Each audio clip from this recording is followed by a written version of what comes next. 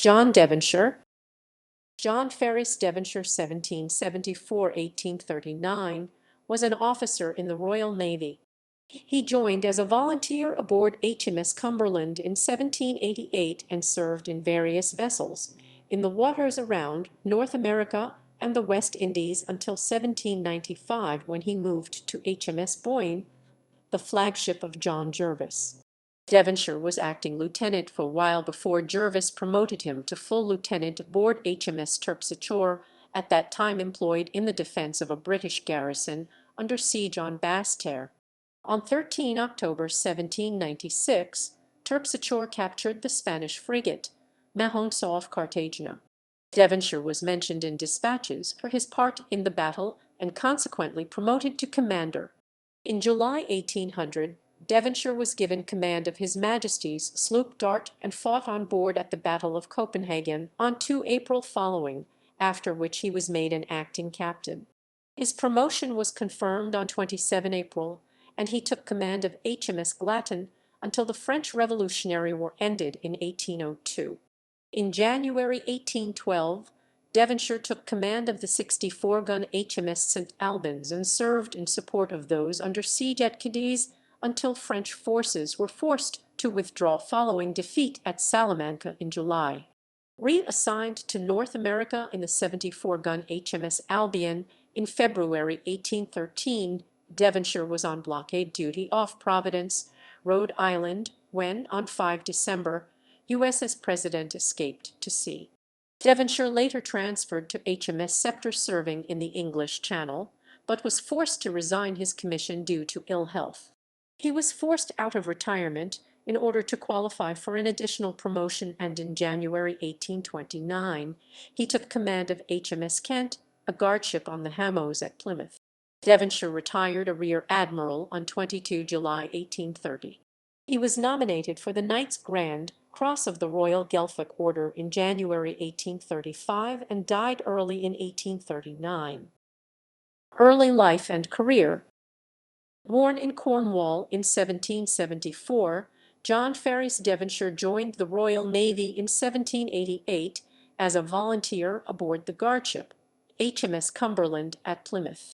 He became a midshipman in 1789, and after served on the North American station at Halifax in HMS Penelope, then HMS Trusty, and HMS Queen in the West Indies.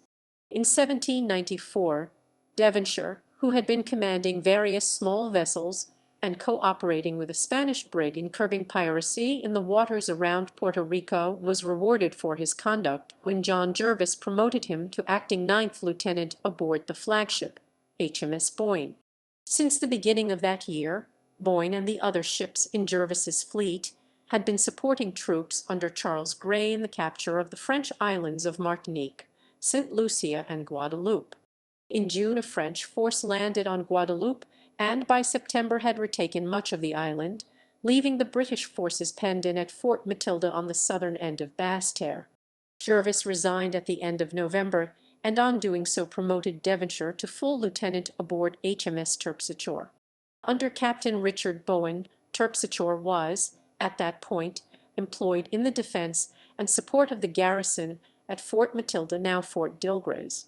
Devonshire was responsible for communication between the fort and ships and the transport of supplies, a role he maintained until the troops were evacuated at the end of December.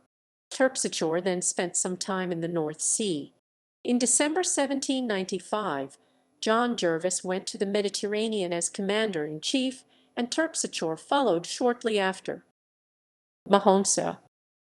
In early October 1796, the British squadron under Sir John Mann was chased into Gibraltar by a Spanish fleet.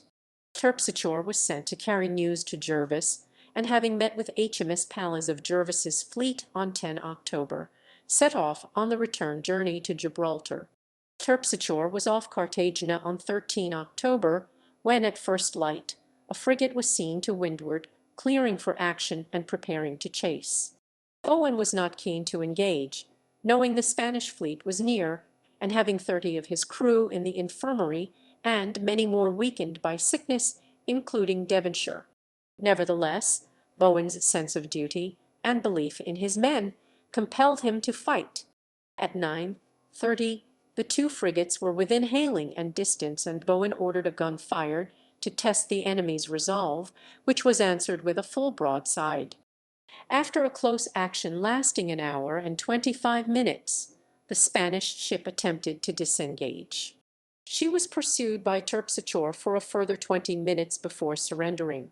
The Spanish frigate turned out to be the Mahonesa. Her masts and most of her rigging had been badly damaged by Terpsichore's fire, several of the guns had been put out of action, and many of her crew killed and wounded. Terpsichore had 4 wounded. Devonshire was mentioned in dispatches for his part in the battle. Mahonesa was towed to Gibraltar, where she was repaired and taken into service. She was recommissioned by Devonshire, who had been promoted to commander by the Admiralty on the strength of Jervis's commendation. He held the command for 4 months before being replaced by a post captain and sent back to England with dispatches. Copenhagen. In July 1800, Devonshire was given command of His Majesty's sloop Dart. In 1801 Dart was part of the British force sent to break up the League of Armed Neutrality, and in April she fought at the Battle of Copenhagen. Dart's role was to co-operate with HMS Amazon and a variety of frigates and sloops at the northern end of the Danish line. Due to HMS Bellona and HMS Russell going aground early in the battle, she drew more fire from the Trekroner fort than was intended, and was badly mauled by the end of the action, having been subjected to heavy fire for 3 hours. Devonshire was appointed acting captain of HMS Alcmene after the battle. His promotion was confirmed on 27 April, and he took command of HMS Glatton until hostilities ceased in 1802, and she paid off. Later career and death. In January 1812, Devonshire commissioned HMS Armada, in which he sailed for Cadiz, under siege from French forces since February 1810. After escorting a merchant convoy for part of its journey, Devonshire arrived at Cadiz, where he took command of 64-gun HMS St. Albans. He and his ship served, in particular, in support of the garrison on the Isle de Leon until the French were forced to withdraw after their defeat at the Battle of Salamanca in July. St. Albans was paid off in February 1813, and Devonshire was reassigned to the 74-gun HMS Albion. On 5 December, while Albion was on blockade duty off Providence, Rhode Island, USS President, put to sea. She was seen by Devonshire's crew, but Albion was too far away to prevent her escape. In January 1814, Devonshire was in command of a small squadron, comprising Albion, a frigate, and a sloop, which menaced enemy shipping off the Nantucket Shoals and took many prizes. Ill health compelled Devonshire to seek employment nearer home, and he later transferred to HMS Sceptre and returned to England. He served in the Channel for a while, but his health did not improve, and he resigned his commission. In order to gain a promotion, Devonshire was obliged to seek a further appointment, and in January 1829 he took command of HMS Kent, serving as a guardship on the Hamos, Plymouth. Devonshire retired a rear admiral on 22 July 1830.